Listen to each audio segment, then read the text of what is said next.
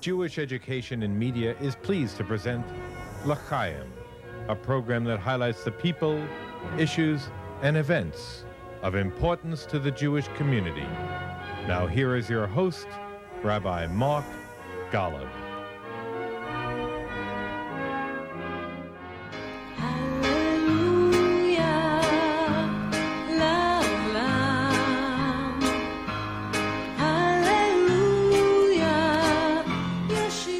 Well, happy 70th birthday, State of Israel. Another milestone for the Jewish state. First, for the people of Israel themselves. And there are Israeli Jews today who literally lived through the momentous days of May 1948, when the tiny infant state of Israel was born on May 14th, the 5th of Iyar on the Jewish calendar, which this year falls on April 18th and 19th. So a personal happy birthday to the people of Israel. We sometimes forget Israel is not simply an abstraction. It's not a political entity alone. Israel is a place where more than 6 million Jews, people, men, women, and children live and work and play and love every single day. The profound connection we have for Israel is not about a tiny patch of earth, however sacred Eretz Yisrael and Yerushalayim may be to any Jew anywhere in the world. The profound and inexorable bond we have is with the people of Israel. They are family, engaged in the most exciting Jewish enterprise imaginable, rebuilding Jewish life in our historical homeland through a sovereign Jewish state, which is why every one of us also shares in the celebration of Israel's 70th birthday, for we are part of the Jewish family. And regardless of where any of us may live throughout the world, we all know we also have a home in Israel. So happy birthday to all of you who join in celebrating Israel's 70th birthday. And you know, Israel at 70 obviously faces serious social, religious, political, international challenges. And we address these issues all the time on JBS. But that's not for tonight, not for today. It's not what this program is about. This is a birthday celebration, a time for you and us to reflect upon all that thrills you most about Israel, what you marvel most about Israel, to think back on the moments that have been watersheds in Israeli history over the past 70 years, about the Israeli people you admire most, and to reflect upon all that is spectacular about Israel at 70. And lucky me, I'm joined again by a wonderful panel, all of whom have a passion for and a commitment to the modern state of Israel. It is a joy to be joined once again by Dovid Efune, editor-in-chief of the Algemeiner, director of its parent nonprofit organization, the Gershon Jacobson Foundation. Benny Ehrenberg, executive director of the World Jewish Congress of North America. Eric Yoffie, President Emeritus of the Union for Reform Judaism, a columnist who can be read in Haaretz, the Huffington Post, and online at ericyoffe.com. And as always, by my side, the award-winning author and novelist Thane Rosenbaum, Distinguished Fellow at NYU Law School, and the director of the Forum on Law, Culture, and Society. Thank you so much for joining me for this wonderful, this is a wonderful celebration, isn't it? We're happy to be here. How happy are you about Israel's 70th? I'm happy that I'm alive to see it.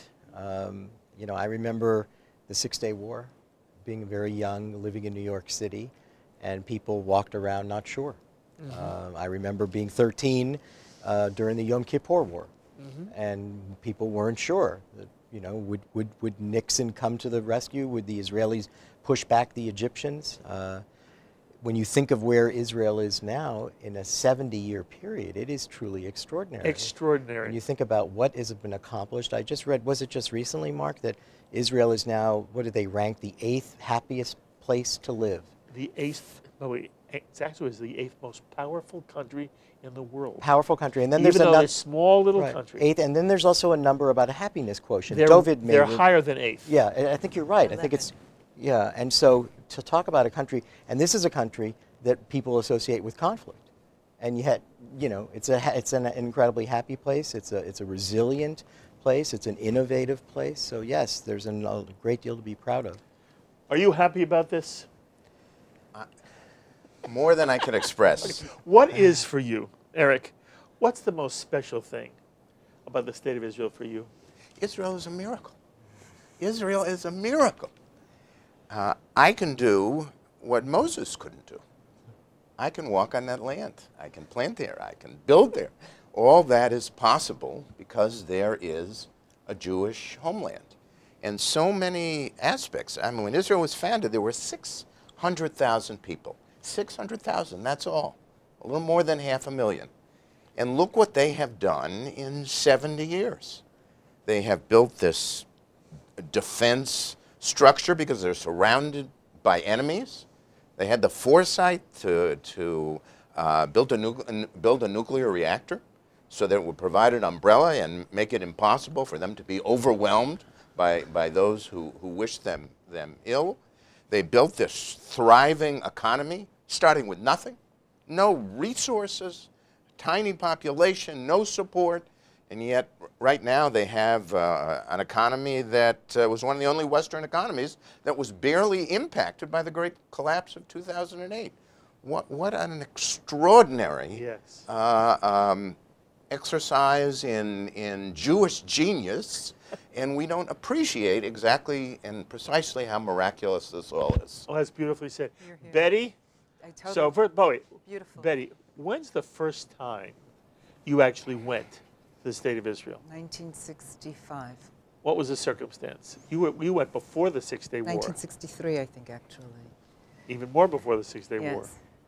What was the circumstance? My parents shipped me off all by myself. I was a little girl to see my aunt, to visit my aunt. Where was she? My aunt lived in Tel Aviv, Holocaust survivor from Poland. And her husband, Holocaust survivors. They spoke Polish in the house, which was very interesting to me because my father did not speak a word of Polish anymore after the war. And I was with my cousin Shoshana, who was a teenager, and I was a small child, and she was in charge of me. And she introduced me to Israel. We went around, and I was Did you love it? I loved it right away. Right away. Because I spoke Hebrew. Thanks to my mother's sending me to a Zionist Hebrew-speaking school where they started teaching Hebrew since first grade. And so I learned very quickly that I could speak to people in the street. I could speak to children my age, and I could walk into a store and say, "Chavilat menta li-30 grosh," which means I'd like to buy a pack of mints for 30 pennies. And that's wonderful. Mm-hmm. So as we celebrate Israel's 70th birthday, what's most special about it for you? That she is steeped in both modern and ancient cultures at the same time. That there is the most advanced awareness of every cultural aspect, the creative arts, the intellectual pursuits, the know-how, technology. Israel is on the cutting edge of everything. Go to any museum, go to any Israeli film, just the writers, everything, including the technology and the science. But it's also full of people who know history and ancient history and experts in Tanakh and Talmud. And every day there are archaeologists pulling out our ancient history out of the ground. And you can find a little bell that was on the hem of the Kohen Gadol's dress, and it tinkles, and this ringing rings to you across the millennia. It is really an astonishing place to be. So, Dovid, you were born in Brighton, in England, and you bring a slightly different perspective because it's not an American necessarily perspective. But as you see Israel celebrating its 70th year, how do you feel? What's important to you about it? Well, I think first and foremost, and there is so much, and there's nothing that's been said that I can disagree with, but Israel is a country with a purpose, for a people with a purpose. We have a goal here, and that's there are different terms that are used by different segments, but the basic idea is to try and improve the world in whatever way we can. Sometimes that means contributing to the security, sometimes it means contributing to the world of medicine or agriculture, whatever we can do to make things a little better for future generations. And for many years, it's been very challenging for the Jewish people to assert themselves in this way and to have the impact that they were destined to have on humanity. And to have the power of a state standing behind that purpose, the institutions of a state, what that means for the Jewish people standing on the world stage, have added tenfold, 100-fold to the effectiveness, to our effectiveness as a people. So to see Israel come this far and to see that purpose become a greater and greater reality, I think is a source of great pride to me personally, and I'm sure it is to all of us. When did you visit Israel for the first time? The first time I remember, I may have gone as a very young child, was in 1998. A different period. That was actually soon after my bar mitzvah. I have fond memories. Do you have fond memories? Give me one memory. From that particular visit, I remember Masada. That was particularly impactful. Obviously, the story of Masada, what it means, what the sacrifices that the Jewish people have made, both in the land, but also on behalf of what they stand for. But it's also a particularly impactful experience. There were no distractions. In those days, there weren't even, a cell phone was not something that every teenager had. And you could really ascend the mountaintop and take it all in. And I was with my parents and siblings. So that stands out as a particularly impactful moment. That is lovely. Did you feel you were coming home? I did, in some way. Obviously, it's not where I grew up. So there are the different types of home. Yes. But I felt... Did you feel at home there, I guess? I felt immediately, I would say, as I think every Jew who visits the country, a sense of ownership and belonging. Have you been to Masada? Oh, yes. Were you moved by it? Yes, my very first visit, which was in 1968, one of the first things I did was go to Masada. And in those days, you had to actually walk it up. Walk it up, right. Now there's a... And I remember getting to the top, and it was very early in the morning, and there was a German youth group standing there with a guide who was obviously explaining to them the significance of this place. And I remember just, I was a student at Brandeis University studying the Holocaust, and not everybody studied the Holocaust in those days, but we did in Brandeis. And the irony, I was confused. I really didn't know how to respond. This notion that the Germans were somehow explaining the meaning here, that just seemed outrageous. On the other hand, the fact that there was a Jewish state, and they were visiting that state, and they were under the auspices and the sovereignty of that state, there was something deeply gratifying in that as well. So I've never forgotten those few minutes. Absolutely. Did you feel at all a sense of being home when you first were in Israel? I have two homes. And I'm at home in America, and I'm at home in Israel. And I felt this tremendous sense of being home there. That's lovely. First time in Israel was? Not early enough, and I regret that, and that's one of the reasons all of my children went earlier. It wasn't until after college. Me too, by the way. Yeah. well, it also our generation. It was much You like didn't travel the way right, kids and there was do no today. gap years. Right, And the nothing whole was- yeah. And this, so yes, I mean, I wish I had gone earlier. It's funny. I remember my era. There was a lot of people who would go to find themselves, younger people. Like it wasn't that popular, but it was where you got shipped off as if to say, this will straighten you out. And I think Israel did for many people. Did For you? not for me. I wasn't. You were older. Yeah, I was older, but I'm saying in my era, Okay. the younger people did go and come back. Okay, same question. Did you feel a sense of being at home in Israel? I did. And actually, you were asking this question. I was reminded of that anecdote I told you about Elie Wiesel and one of my daughters, about how, he called her when she was up at some mountain, not Masada, somewhere else, when they had just done some hiking. And that was what he said to her. He said, she was sort of nervous about being there. And he said, look, Basha, you're home. As if this is all you really need to know. And I think that question, it's interesting how you framed it that way too. I do think that when you're there, you are consumed by an overwhelming power of its history, its majestic landscape. I think every Jew who's there, for some interesting inherent reason, there is this sense. This is why we always hear what was the metaphorical when kissing the tarmac, at Ben-Gurion, right? We heard these are not just dramatic episodes.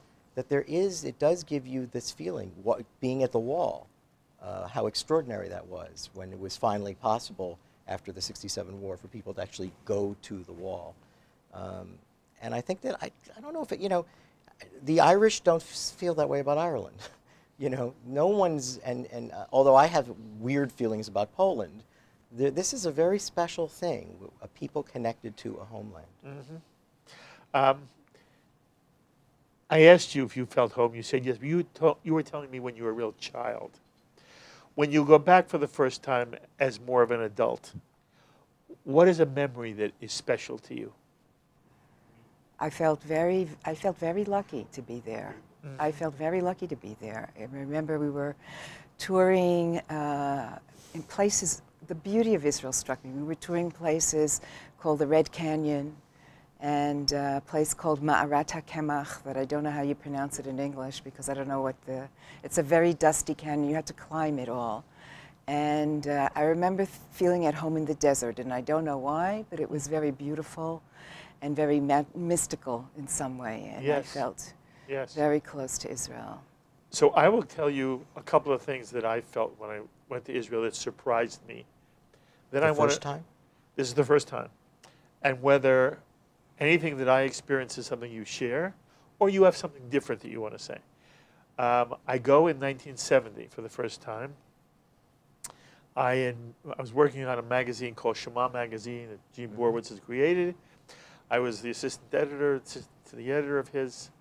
And as a gift to me, after working there for many years, he sent me to Israel for a summer. And the following things struck me. Number one, I was surprised I wasn't scared. Nothing about Israel scared me. When you watch Israel on TV, when you hear the stories, it's all about people being attacked and people being stabbed and people being... And there's this feeling that, well, will I be safe in the state of Israel? I was shocked at how safe I felt everywhere I went, and there was no sense of danger anywhere. Less, and this is literal, less than I felt in New York. Number two, it's right after the Six-Day War, and I was surprised at the mood. The mood, I understood it a little bit, and I'd been scared to death during the days leading up to the Six-Day War. But it was a wonderful feeling, and it may have been a naive misperception. But when we walked through the old city or through the Shuk, the sense I had from the Arab Israelis is they were very happy too. And there was no sense of enmity between Jew and Arab in the initial aftermath of the Six-Day War. Then I want to tell you one last thing, and then you'll you'll share with me your feelings, your recollections.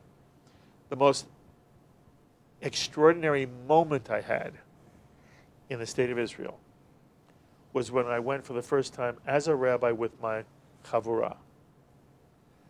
And you mentioned Masada, you mentioned Masada. So we go to Masada early in the morning. There are certain structures where you can actually go and you're in an ancient building of sorts. This was a one-room place. And our guide brought us up the hill right there. And I had with me kids who had become bar bat mitzvah with me in Stanford. And I had gotten for each of them a miniature Torah that was rolled to their maftir reading when they became bar bat mitzvah. And I led a chavurah service with accordion here at Masada, and then kid after kid read from the Torah the maftir portion that they had read to become bar bat mitzvah. And at one point, 2 Israeli soldiers with Uzis on their back, which is another thing that surprised me. When I saw a gun in Israel, it never upset me. When I was on a bus with an Israeli who had an Uzi, I never looked twice, and it didn't upset me. Such a different experience than being here in America. But these 2 Israeli soldiers had crept forward and now were standing in the doorway of this building with tears streaming down their face, watching these American kids singing Israeli songs after doing it was basically a short service and then reading the Torah. And so if somebody says to me, what is one of the most wonderful moments of my rabbinic life and my life as a whole? It was leading a chavurah service just as I did in America, but I was doing it in Israel, on Masada, in a little building, watching kids that had become bar bat mitzvah with me read the Torah again, and it was just a thrilling moment. Do you understand? Absolutely. Okay, so I gave you mine. Any other moment you want to share with me? Well, maybe a counterintuitive one. My kids are very small, and I visited the Kotel on a number of occasions before taking the kids. And it's always kind of an awesome experience as you approach the wall, a solemn experience. The sun is bouncing off the white stones, and there are rows and rows of people in prayer and some animated prayer, pouring out their hearts. So we took the kids to the Western Wall. At the time, I have a 5-year-old, 2-year-old, and a 1-year-old. And it was a very different experience. So, I had my 2-year-old running into the women's section. He wasn't so happy when I came to collect him. Someone else was running off with my tefillin bag in all 3 directions.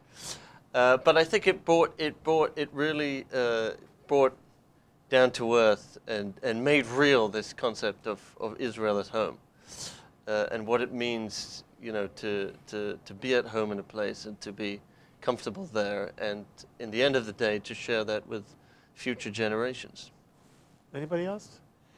I remember in '68 when I went. I had tried to go in 1967 before the war. I was at Brandeis, as I said, and a group of us got together, and they needed volunteers at that point prior to the war. Being at a Jewish university, Brandeis was wonderful and made it very easy for us to create this group and make the preparations. They lent us money. No interest, because we had to pay for the ticket. That was the only thing we had to pay for. Our plane was scheduled to leave on the 9th of June, so we didn't go. The plane was canceled. They didn't need us afterward. But so then I went in 1968. So I spent a year in anticipation. And what I remember, the first thing we did was we went to Masada, but I remember getting off the plane and then making our way through the airport and so on. In any case, I remember the soldiers. Not that there were a huge number of soldiers, but I never saw soldiers, back at home in America. And there seemed to be soldiers everywhere. But it wasn't something that frightened me. I remember so distinctly being thrilled by the fact that these were Jewish soldiers. I remember my terror the year before when I was afraid there would be no Israel. And now I was here and I saw Jewish soldiers carrying guns. And I said, those are my soldiers. And this is Jews having power. And the state of Israel is about many things, but one thing it is about is Jews having power. In the absence of power, all other values turn to dust. And it was again the sense of happiness and satisfaction and gratification to experience that. That's lovely. I Yeah, have two anecdotes. please. So, and I was reminded of both of them by listening to you. The first is that a number of years ago, I had, for some reason, it's not true so much anymore, I had Israeli judges would take up my class for a month or two. They'd come in the fall. And so I had gotten to know a number of judges. And after a number of years, I went to Israel and I called them up. And one of them was on the Supreme Court. And she said, you should come to my home for this holiday, Yom HaTzmaut. She said, you should come on this particular night. And I thought, this is great. There were the sirens outside, and I was experiencing this. And I went to her home. And the entire home was filled with former Supreme Court justices and present Supreme Court justices. And I thought, and I was reminded thinking about, this is a young country. And it's an incredibly patriotic country. And after dinner, they just sang songs. Oh. And I thought, this is extraordinary. This is not something you can imagine as an American, right, that the 9 Supreme Court justices and prior Supreme Court justices would gather together on July 4th, right? This is something that would seem seemingly unique to a young country. The other one comes also from soldiers. I was in Israel not many years ago, and we keep talking about Masada, which we know is a place where you get sworn in to the Israeli army. But they also do it at the Kotel, which is something I didn't realize until this one day I was there. And I saw the soldiers and buses of soldiers all over. And I asked somebody what this was, and they explained it. The person I asked happened to be of African descent. And I talked to him. It turns out he was African American. And I said, and he was a major in the IDF. And I said, I'll never forget, I forgot his name, but I'll never forget his face. I said, can you explain to me how you came to be a major in the IDF? He said, my parents were from Chicago, and they weren't Jewish, but they decided they wanted to live somewhere else, and they moved to Israel as young Americans. And they started out in a kibbutz, and then they ended up raising their children in Israel. They converted to Judaism, and they took the family and went to Chicago. And I said, so then last few years you were in Chicago? He said, yes. And I said, and then you decided to come back to Israel to serve in the IDF? And he said, of course. And I looked at him and I said, so you're saying that and his whole family still lived in Chicago. And he said, I said, so the security and safety of this country is important to you? And he looked at me and he said, very important. And there was just something about the power of this, African-American major in the IDF, young soldier, who wanted me to know that he would come back to serve this country and serve as a major in the army, and that it was incredibly important to him, is an extraordinary part of the story of Israel. Yes. It's interesting that both of you have mentioned soldiers. I mentioned soldier, and I also mentioned I was never frightened when I saw a gun or an Uzi or a soldier on a bus with a gun. To the contrary, it just seemed to be like, oh, that's how life is here, and sort of comforting. But it is true that the American sense of what guns and violence and soldiers is not what the Israeli experience is. And when we end up in Israel, it is in some way eye-opening that it reminds one there is a different life in Israel, a different life experience in Israel, and it's not fair. We were on recently, the 5 of us together, talking about, Israel as it relates to Donald Trump, and then we moved on to the two-state solution. But we were talking about, to what extent do American Jews is it proper for American Jews to tell Israel what they are and how they should be? And one of the things that you all indicated was there needs to be a certain sense of humility among American Jews to understand the Israeli experience is not the American Jewish experience. And, you said it very well in our last time together. We should not tell Israel what to be and how to feel and what to do, and they should do it our way. One of the things that's Israel has an integrity, and that's what you're all saying, and the integrity has to do with who and what it is. Do you want to add anything else in terms of a memory? Yes, one memory. Two that are really one. We were all active in the Soviet Jewry movement. We all advocated for Soviet Jews. And one summer when I was still a student, a bunch of us came to Israel because on a special trip to the Soviet Union had allowed out the first round of Jews of Georgia. And this was in the early 70s. And the parents and the grandparents were going to Ulpan, and they didn't know what to do with the little children, so you have to come and volunteer. We're making a day camp. So we came to Israel, and we came to French Hill, which was nothing but 2 or 3 tall buildings and a grocery store and a Bank of Poalim and nothing else. And we went around and knocked on all the doors, and we said, we're a bunch of kids from Yeshiva University. We've come to make a day camp. We have permission from the municipality. Teddy Kolek gave us a permit and a basketball coach. That's it. So there we were. We took all the kids. We had a Quonset hut. And we didn't know what to do with them because, lo and behold, these little children didn't speak Hebrew, and nor did they speak English. None of us spoke Russian, and certainly none of us spoke Georgian. So these little kids cried a lot, all the time, big black eyes crying and crying. So we decided this is what we're going to do with them. We're going to teach them how to sing. We're going to teach them songs because children like to sing, and we taught them every song of the Sochnut, Arza Alinu, Bashana Haba'a, whatever, everything, ending from Chanukah to Shema Yisrael. So the day before the camp is supposed to be over and the parents and the grandparents are back from Ulpan, we stage a performance and they sing Hatikva and the little children sing Shema Yisrael, and one grandma is crying and she said, "For this I waited all my life," in Yiddish. It's very gratifying. Wow. Fast forward. It's 1990. I'm working at the Israeli consulate for Ambassador Uri Savir. And in those days, we still had a consul for Soviet Jewry issues. That was every year, and I knew quite a lot of them. The consul for Soviet Jewry at that time was Shmulik Shinhar. And things were happening, Reagan, Gorbachev, things were happening. We didn't quite know what it meant. We were watching the situation change day by day. And all of a sudden, Shmulik came in one day to the morning meeting and said, "Flights, Hungary." And we did not know, we couldn't believe our ears. It was just one of the most emotional times. And I saw the Consul General of Israel, Ambassador Savir, very emotionally get on the microphone, call everybody into the conference room, and announce that the Soviet Jews were coming home. They were flying home to Israel via Hungary. And it was really... Where were you then? Where was that? The Israeli, that took place at 800 2nd Avenue, Israeli soil, on the Consulate General of Israel. Okay.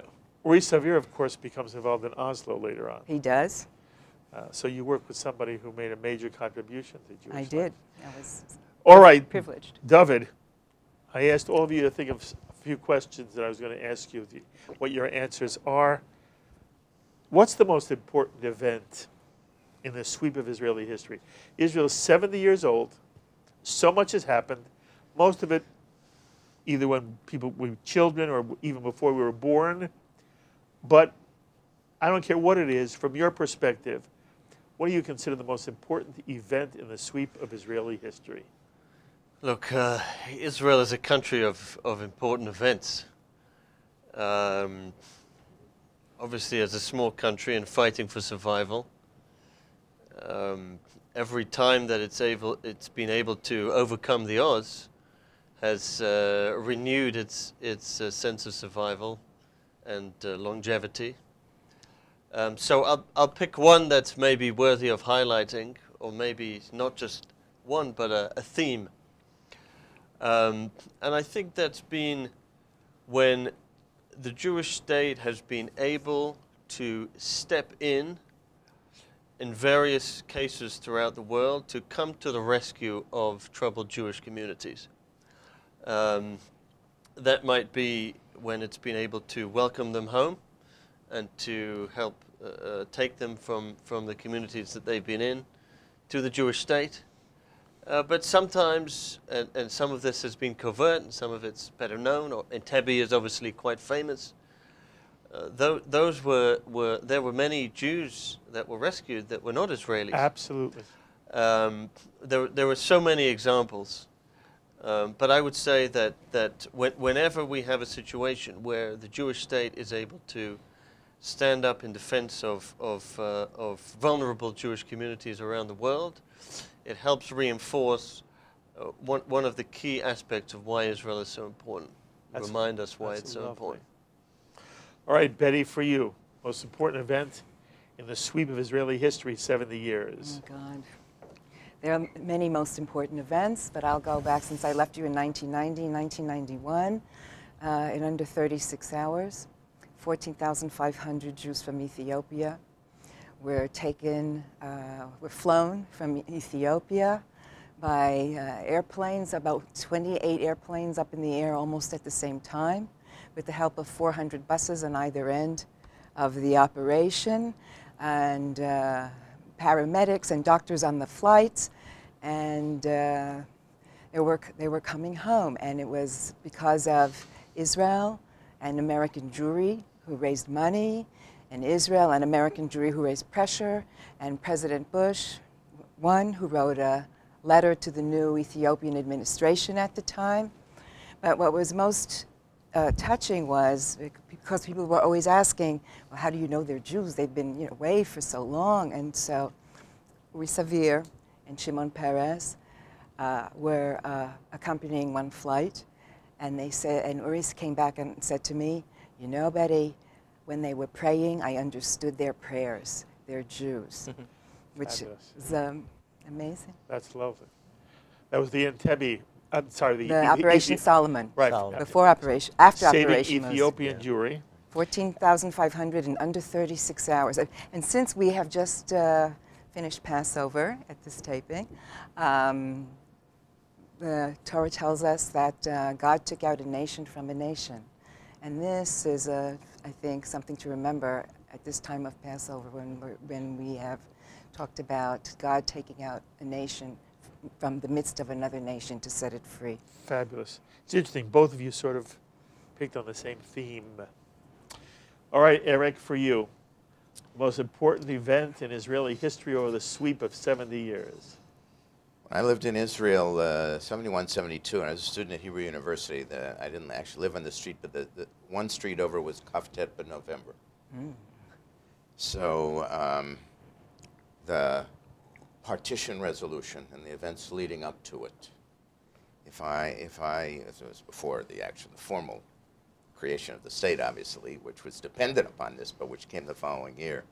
But nonetheless, looking back at its history, that's what I look at, and it's sort of symbolic in two senses of the broader history of the Jewish state.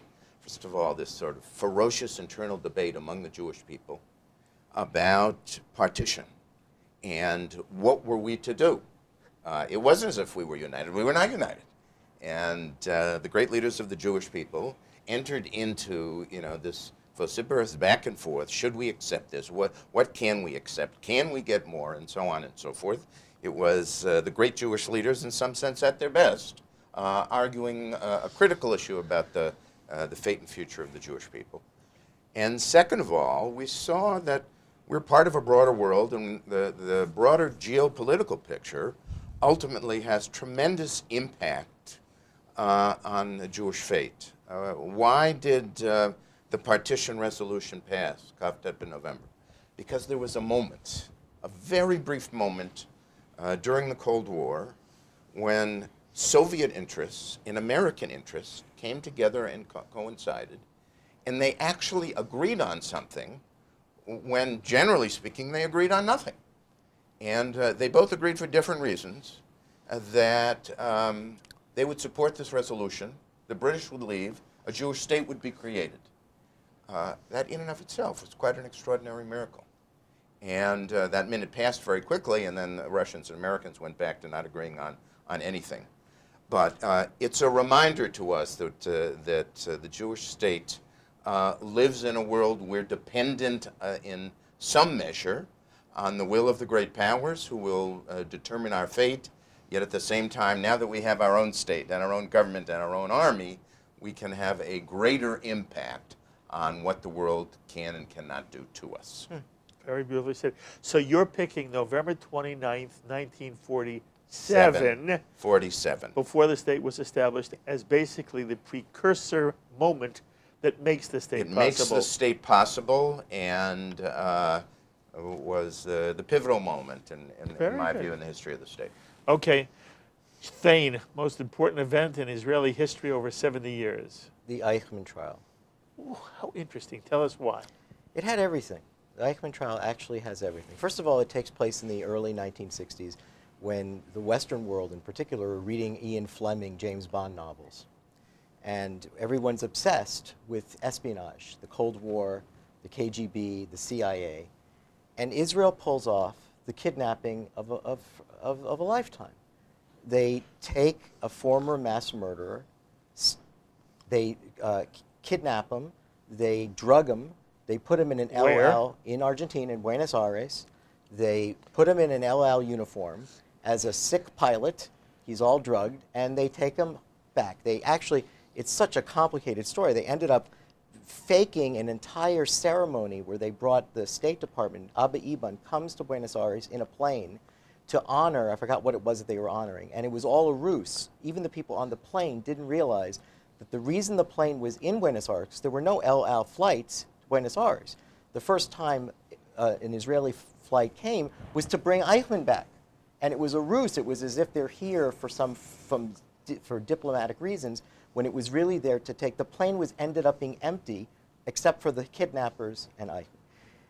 They bring him back to Israel. So two things then happen after this daring do, is that they could have killed him in the streets of Buenos Aires. They decide to do an international tribunal, a trial. Nuremberg takes place at Nuremberg, and it's conducted by the Allies. The Israelis, the Jews, never got a chance to hold Nazism to justice, to the standards of justice. They kidnap him. They actually suffer a great deal of diplomatic complaint from Buenos Aires. Immediately, Argentina goes to the UN and says they've invaded. Eichmann at the point, his name was Clement, was something, I forgot his last name, but he was an Argentine citizen. They take the abuse, and instead they put a trial for the world to see. And everyone covered it. I mean, this country that no one cared about was only 15 years old, 13 years old. It had just had his bar mitzvah. All of a sudden, the world comes to Israel to watch this trial in which mass murder of the Jews is on trial, and it's conducted in front of the Israeli judiciary. All of a sudden, Israel's liberal democracy, its rule of law, is also available for the world to see. It's an incredibly dramatic. Remember, there's no CNN in those days, so this was one of the big stories of that era. It was on television. It was on television, and it was covered, extensively throughout the world. And Israel brought in, I forgot the number of documents, it's like 500,000 documents. I mean, this was done under the rule of law and, with witnesses and affidavits, and Eichmann was represented in a trial, and Holocaust survivors who were not permitted to testify at Nuremberg. Nuremberg was a documentation trial. People don't realize that. It was all done on documents. They did not want to put Holocaust survivors on the stand for that.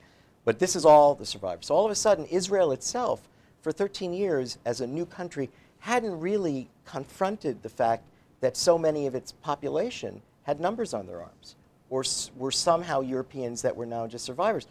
It gave Israel itself an opportunity to come to emotional and psychological terms with the impact of so many people in our population are survivors.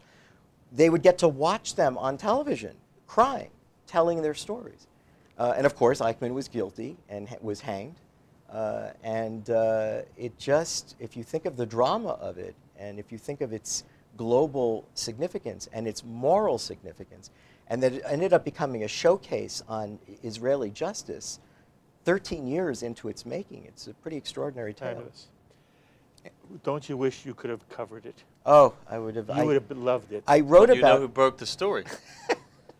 It was Gershon Jacobson. Yeah, it was Gershon He Jacobson. broke the story. He was writing at the time for the Herald Tribune, Yeah. and they printed a special edition of the paper at the time. In the days when you could really break a story, it was 16 hours before anybody else. It's a special Sunday edition. Eichmann on his way to Israel. That was his first big scoop. You know, yeah. Probably yeah. heard from Yediot Acharonot in Israel. Didn't he write for the Israeli paper, Gershon? Later. before? Oh, Later, later. yeah. Okay. Yeah. But you would have.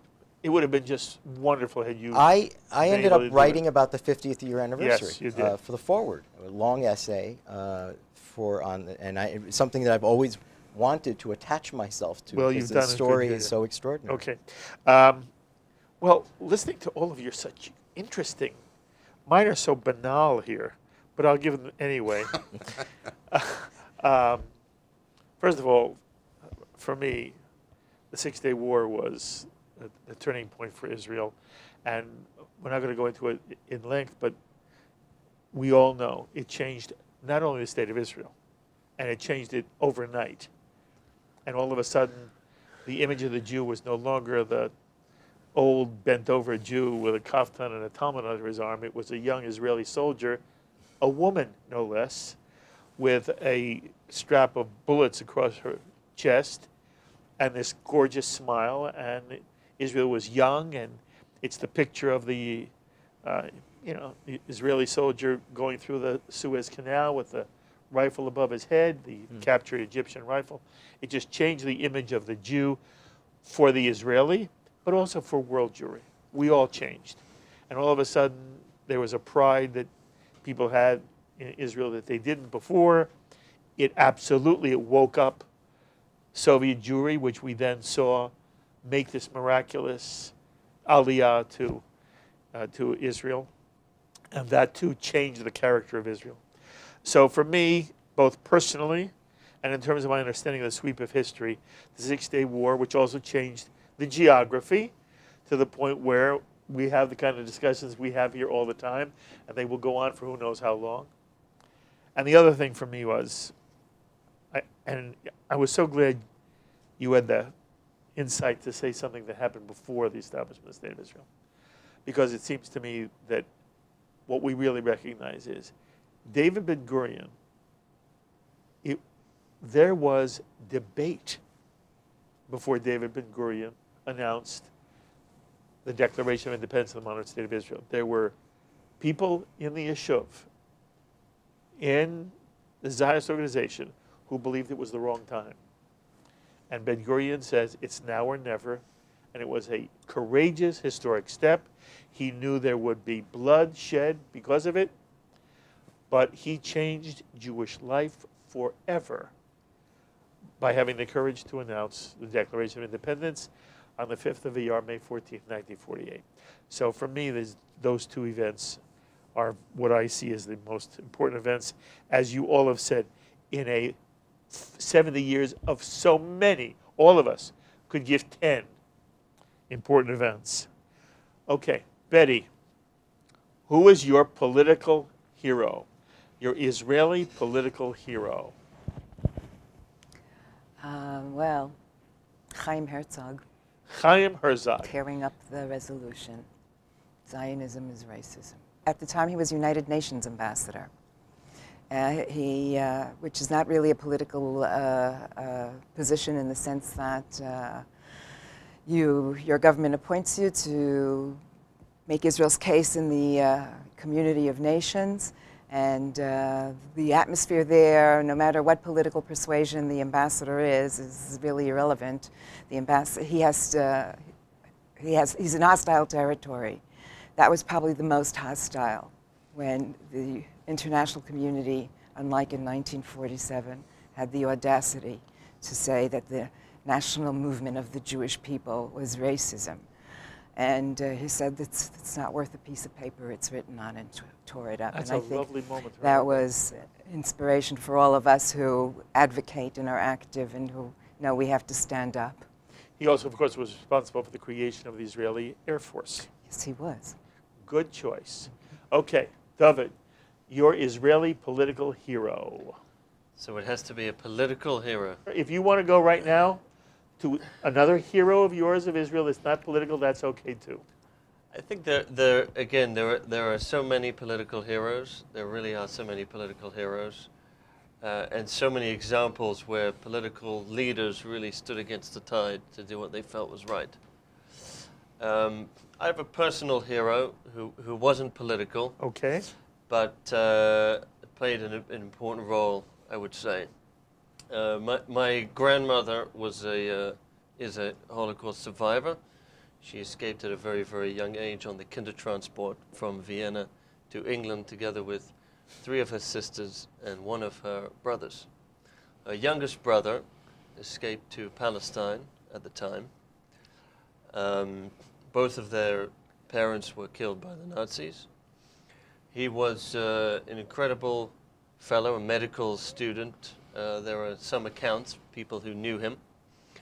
In 1947, he joined the Haganah, and he was a participant in the Hadassah convoy and was killed as part of the Hadassah convoy massacre. He was a young man in the prime of his life who escaped the Nazi horrors only to sacrifice his life 3 years later for the cause of the establishment of the Jewish state. Without a family, without children, means a great deal to, on a personal level, his contribution to the Jewish state. Today, our oldest son is called Zvi in his memory. That is lovely. His name was Zvi. Zvi Weinstock. That is lovely. Weinstock. That's a wonderful hero. Okay, your hero. Israeli hero. Menachem Begin. Why? Just such an improbable peacemaker. When you think of his entire history, he was a Polish-Jewish lawyer. Comes to Palestine as part of the Herut Likud, what became the forerunners of that revisionist Jewish ideology of Zionism. When we think about Israel today, for many decades, Israel's true enemy and the only threat that it really, truly experienced was Egypt. Today we think about Hamas, we think about Hezbollah, and of course Iran. But in those days, although there were a number of countries that all ganged up on Israel, it was really the Egyptians. Absolutely. Everyone knew it was Nasser and then Sadat. The fact that that's not true anymore is something that we don't spend a lot of time thinking, because we're of a generation, that's all we had on our mind was Egypt. The size of Egypt, the numbers of people that lived there, the rhetoric of Egypt. Nasser, truly, he was an early Ahmadinejad in terms of what he wanted to do to Israel. So the idea that this young Polish lawyer who survives the Holocaust, who is on the conservative right-wing side and is out of government during all those years of the Labor Party. Was out of power. Out of power, but he's really, he's irrelevant. He's a Knesset member, but he's one of very few. He has an improbable victory that shuttles him into the prime minister position. The Israelis couldn't believe that. And then roughly a year later, he's in Camp David with Anwar Sadat. Now look, I'm not crediting Sadat, because this is all initiated by Sadat. And when I was in Israel recently, I spoke to the Egyptian ambassador at the time, and I said, look, you should know there's still incredible feelings of fondness for Sadat because of that. But I just think if you think about the legacy of where Israel was and where it is today, and that Egypt is this kind of an improbable ally, given their relationship in trying to fight international terrorism, especially Hamas, Begin needs to be credited for taking the courageous, and when we were on your show a few weeks ago, I think I said, I can't remember exactly, but I think I said, Israelis, they have peacemakers. Even the ones that are considered on the far right, they've demonstrated. It was Sharon who gave up Gaza. It was Begin who returned the Sinai. So it's not like the Israelis are intractable. In fact, that they're very capable of it. And Begin really, I think, is the first example of that possibility. That is lovely. By the way, I have the same person. Really? Begin. Yes, for me. And Begin had a profound influence on me. I have read almost everything he's written. I also have enormous regard for what the Haganah and the Irgun Yes. both did in the war against Great Britain, more than the Arabs. And I think there was an ethic, a Jewish ethic to everything Begin did that was extraordinary. And he was a little Polish Jew. Can you speak a little about, because I don't remember the history so well, I'm sorry to interrupt you, but I want you to, maybe you can tell the audience, when you were talking about an ethic, because wasn't there the story when, what was the ship that was carrying the gun? Altalena. The Altalena. So when when Ben-Gurion ordered it be Sunk. Jews were killed, and apparently that day, this young Irgun fighter, Polish lawyer, went on Israeli radio and cried about the killing of Jews by Jews. Yes, but by the way, there's so much story about what the Irgun is. Most of it is tremendously misunderstood and mischaracterized, and that was done for many years in America because when the state was established, labor government was in power. Ben-Gurion was God, appropriately so, but because he was God, then Begin was the Antichrist. And so all we were taught was terrible things about the Irgun, stories about Dir Yassin, which are historically at least problematic, if not inaccurate altogether.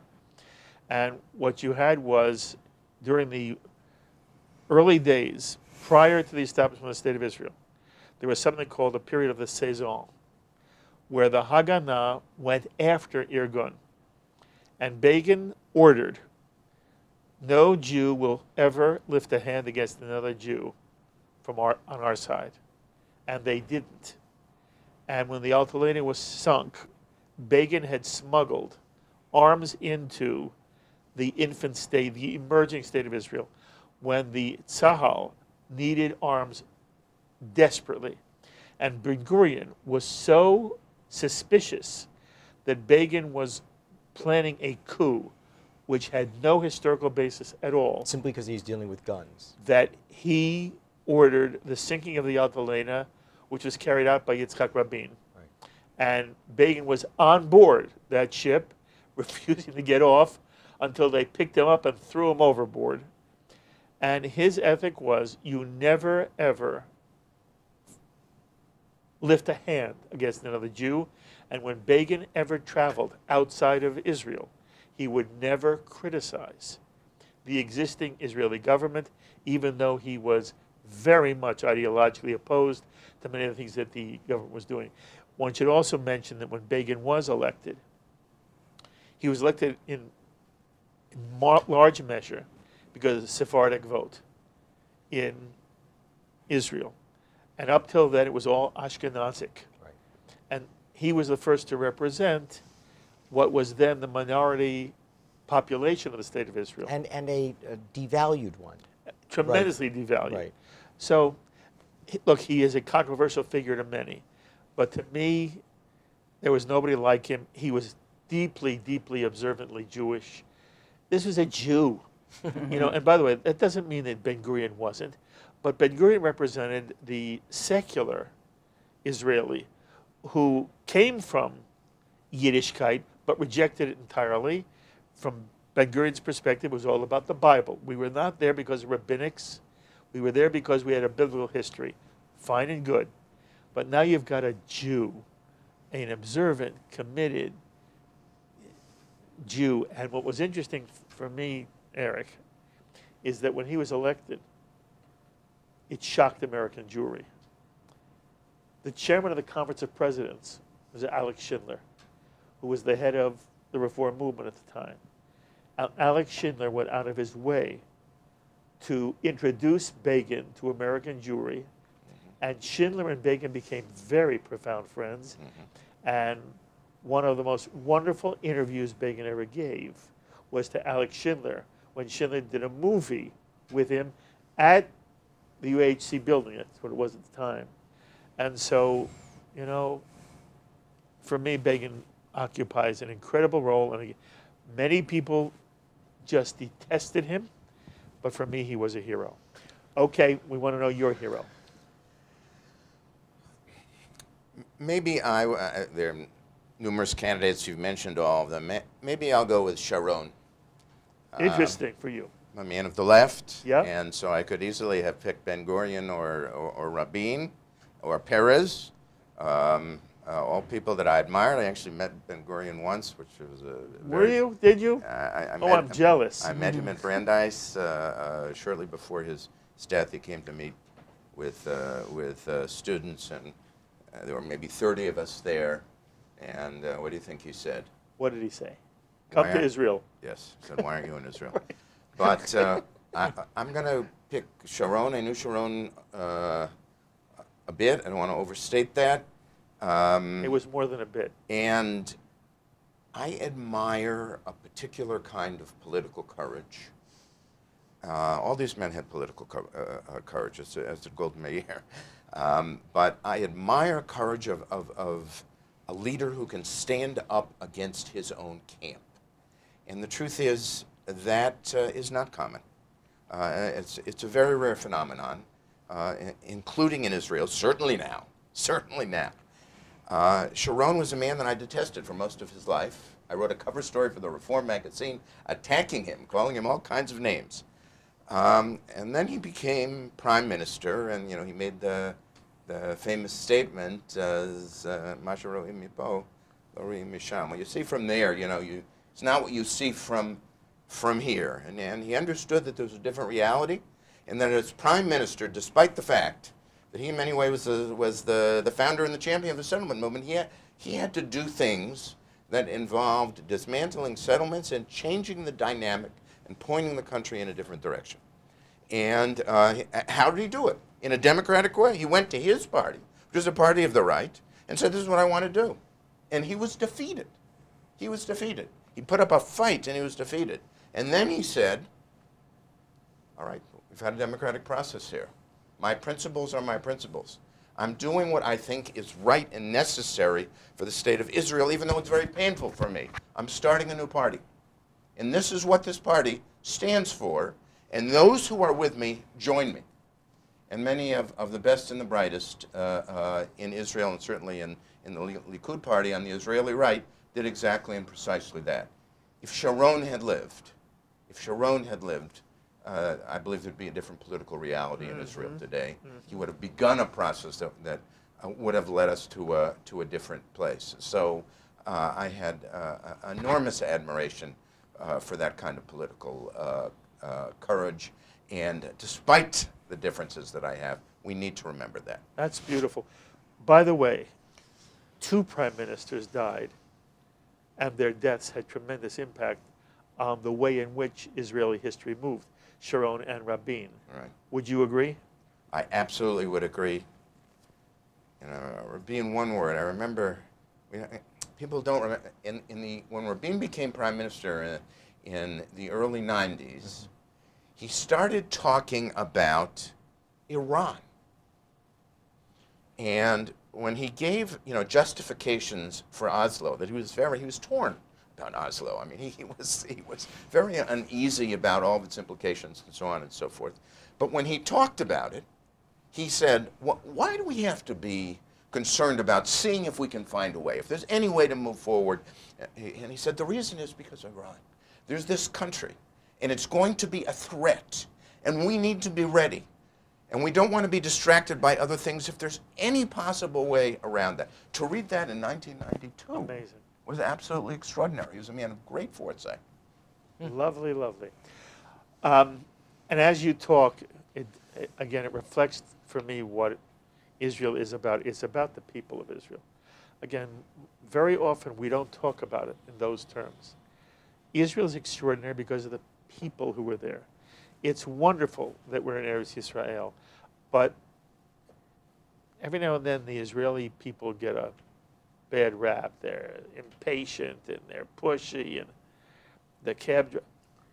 I have only had basically lovely experiences with the people of Israel, who I just think are extraordinary, courageous, and wonderful. So we could go on forever and ever, but we can't. What I need from you now is,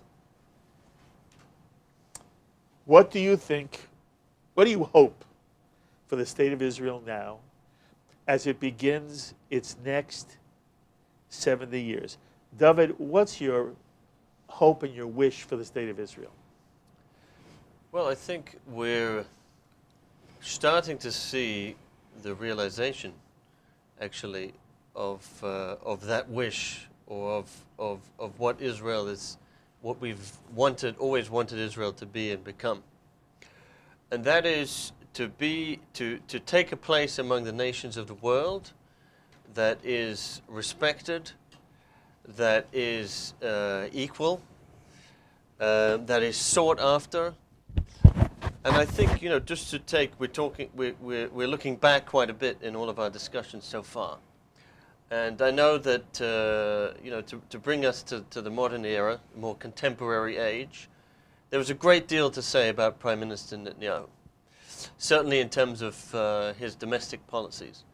But let's talk for a second about how things have progressed on the world stage under his leadership. It's actually quite unbelievable. For so many years, Israel was the country that people sympathized with. It was the country, the plucky state. It's unbelievable that they're able to achieve this. There was a moral reason why it was so important to support Israel. But today, Israel has come into a new era. It's an era of maturity and independence, where people want Israel's company. They want the relationship with Israel because of what Israel can give to them, and because there's a real two-way street here. There's a real dialogue. There's a real political maturity that's been achieved. So, looking back over the past 70 years, we're seeing, I would say, recently. I mean, it's recent that we have a situation where, if you look around, if you survey the globe and you look at Israel's political standing internationally, it's quite unbelievable. We're seeing diminishing of resentment from the Arab world. We're seeing the deprioritization of criticism in Europe. We're seeing as good as they've ever been ties with Russia. We're seeing emerging ties in the Far East with China. We're seeing an incredible flowering relationship with India. We're seeing Prime Minister Netanyahu's first trip to Australia and to Singapore and to Africa and to South America. So the wish for Israel is chazak, chazak. May it grow and continue to be strengthened.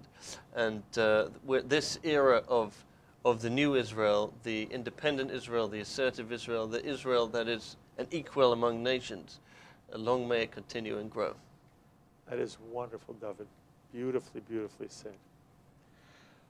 All right, Betty, what's your That's a hard wish act now to as follow. I was That about was to say something beautifully very done. similar, especially about Israel and its emergence in the region as a leader. I think Israel's being looked up to by countries, the neighboring countries who used to resent her and now are beginning to appreciate what she has achieved and what it provides to them. I agree with you 100%. I guess my dream for the next 70 years is to have young Jews from all over the world start to feel again that same inspiration and come live in Israel. I would like to see that. Yes. That would be my dream. All right, Eric, what as you look at Israel, we've completed 70 years. We start a new 70. Two things. Israel needs to become a vital center built on a different approach to Jewish religion. We need a pluralistic Israel. We need religious freedom. We need to create a religious reality that is good for Israelis and that Jews around the world can identify with. We don't need to go into all the specifics. We've discussed this here and so on and so forth. But the current reality is one that is not working in many ways, both for Israel's citizens and for Jews. Elsewhere, I'd like to see that change. Second of all, in terms of peace, again, we're not going to discuss the issues. I have a cousin, he's 90 years old. He's a Holocaust survivor. When I talk politics, he doesn't talk ideology. He's not a political person. He looks at the political situation and he says, what's the vision? He says, what's the plan? I said, I don't understand the plan. I mean, sometimes, by the way, he supports the right, sometimes he supports the left. He's all over the map. But when I last discussed this with him, he said, we as Israelis have not been able to come together and have a clear sense of where we want to go. Never mind about our neighbors. We understand what our neighbors are. But where we want to go. And to build some, broad agreement among at least most of the people in our population. He said, we haven't been able to do that. We need to do that. I think he's right. I think he's right. And we need political leaders, both right, left, and center, who will be able to create some broad consensus so that the profound political divisions that exist now throughout so much of the world will not grow and threaten, Israel's, internal domestic fabric. That's wonderful. Beautiful. Okay. Next 70 years. Well, mine is a little complicated. On the one hand, I want Israel to be treated like every other country, which has never been the case. It's always treated differently. It's treated specially and not in a good way. It's always held to a double standard. It's always held to a standard of moral perfection that is just simply impossible to achieve. As you know, when Israel fights terrorism, if anyone gets killed, it's a war crime. Everyone else fights terrorism, this is what happens, you're fighting terrorists. And so it would be wonderful if there was just less focus on Israel. And so that, when you look, it's a small country in a region that, yes, there's oil, but it has natural gas, but it shouldn't attract this much attention. When you think about the coverage that everything happens, right? Everything is covered around the world. Wouldn't it be nice if Israel was treated just like an ordinary country? But when I say that, I wonder whether, what is the phrase, you get what you wish for, get what you hope for? Because all the evidence seems to point that it's precisely Israel's impossible political situation that has led to so much of its greatness. Even the startup nation, they attribute to the IDF training. The innovation, they attribute to this sort of urgency of the country. Israel reinvented water. The desalinization problem. They reinvented water. Like the levels of innovation and technology and biotechnology. This is a country that might have, from its very first day of existence, always operated with a kind of anxiety. At the same time, they had to manage the anxiety, but they never sat around in refugee camps, holding on to keys. They were moving. They were constantly fluid in motion, thinking of ways to be better, to get to the next step. And I hope it's not true that if peace were to come to Israel, it would become a less interesting, less dynamic place, that it was codependent on the emergency, the crisis, that it fed off of. It was almost like its own oxygen. And we have no way of knowing the answer to that, because from the very first day that Ben-Gurion declared the state of Israel, it was being attacked, and it is never known. Its entire existence has been lunatic leaders threatening to wipe it off the map. Now, there's no precedent like that. Nobody talks like this. No one says, I'm going to wipe Iceland off the map or Greenland. It's only one country. And one can imagine the psychological stress that this has had on people to know the world hates us, they want to see us die, our Arab neighbors are singing songs about pushing us to the sea, there's blood everywhere. During the second Intifada, we have to develop something that no one's ever done, which is that when a pizza shop gets blown up, we have to clean it up and get it going so that it's open for business the next day. Nobody does that. The Israelis do that. And it built a resilient people, but a hard people. And at the same time, I hope that their capacity for excellence wasn't based entirely on this crisis. It's interesting. All four of you have given such wonderful answers. I have almost nothing to add. And what I will add is something I know you will feel as well. I am struck by Israelis telling me that every generation hopes their children will not have to go into the IDF. That since the State of Israel was established, every generation knows You're going to go to high school. When your high school is over, you're going to go into the IDF. And you're going to not only go into the IDF for theoretical reasons, you're going to be there because there has been threat after threat and attack after attack. And every parent says, I hope that my child grows up in an Israel where that's not necessary. So I know it is somewhat quixotic, idealistic, messianic. I hope all the things you hope for, and I really hope people stop hating the state of Israel. The BDS movement just fizzles. It's the silliest thing I've ever heard of, but it's insidious. Just fizzle. And I hope that Israeli parents don't have to send their children anymore, or their grandchildren anymore, into battle, into war. There's no more kidnapping of Israeli soldiers. And I'll take, by the way, a little less dynamic Israel if it means all the children grow up and they have to find other ways to be creative. The four of you are absolutely stunning. The work you do and the work you've done, I don't even know how many decades you've served now, Jewish people. But you are... Not so many, I'm not ancient.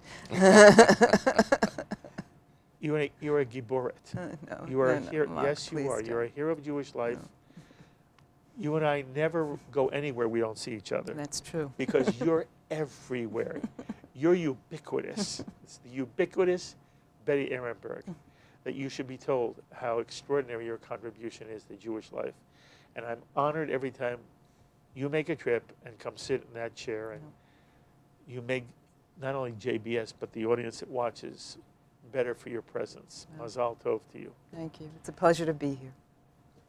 And you, my dear young friend, and you represent a younger generation than the rest of us. What you've been able to do in a moment's time is build something extraordinary that is enriching Jewish life. The Algemeiner is Dovid Efune. And what you represent and the stance you take and the intellect you bring and the heart you bring is fabulous. And I am honored that you have now become part of the JBS family. You are always welcome. And anytime you have something to say, I want to hear it, and I want the audience to hear it. But I thank you. And you, my dear friend, we grew up together. I watched this kid from Brandeis who was in rabbinical school with me, and was a star from the moment you walked through the door. I saw what you did with Artza, and then I was one of those who was just thrilled that you took over the reins of the reform movement by becoming president of what was then URJ. And initially it was the UAHC, and then it became the URJ. Yes. Anyway, what you've done, the voice you have been for the decades that you served more than 2 decades as president, and as Emeritus, you continue to lead, not simply Reform Jews, not simply Reform Judaism. You're a leader on the American Jewish scene, the world Jewish scene. And when you were in the Conference of Presidents, you had courage that elevated all of our lives.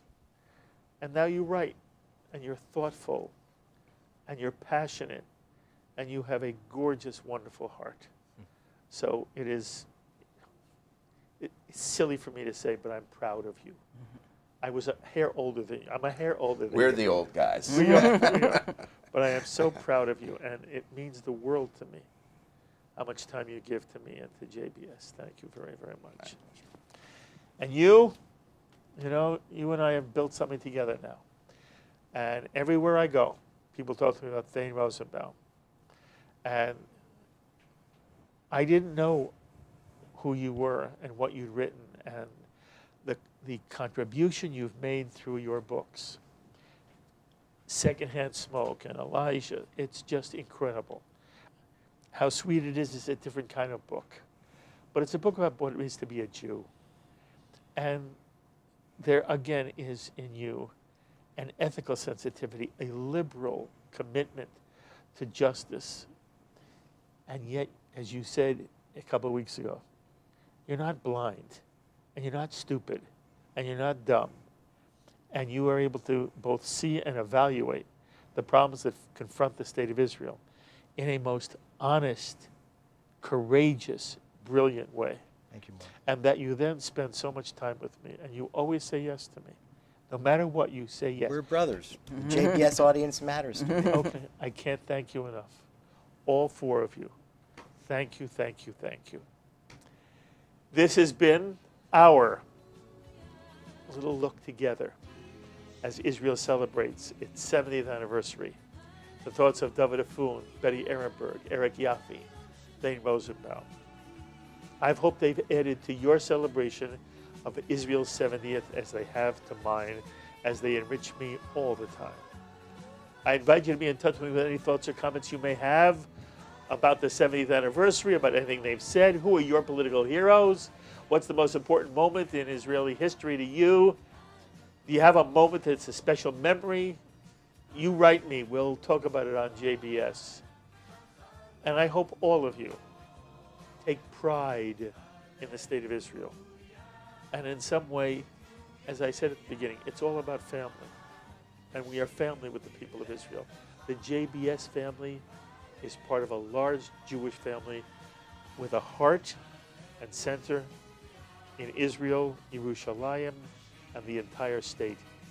So I invite you to be in touch with me with any thoughts or comments. Please email me, write me, post on our Facebook page, or tweet me. I look forward to hearing from many of you. Until the next time, I'm Mark Golub.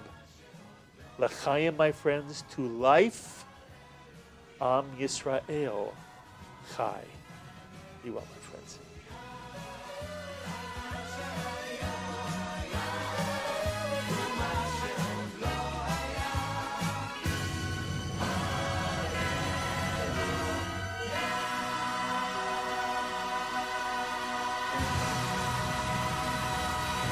L'chaim is a presentation of Jewish education in media. We would be pleased to send a complimentary DVD of this program to anyone who wishes to support JBS with a tax-deductible gift of $36, double chai or more. Simply visit the JBS website at jbstv.org and click on the Donate button to make a donation by PayPal or your credit card. And please indicate the program for which you would like a DVD. Or you can send your tax-deductible check to JBS, P.O. Box 180, Riverdale Station, Bronx, New York, 10471. And again, please remember to indicate which program you would like to receive with our compliments. And we thank you for your kind support.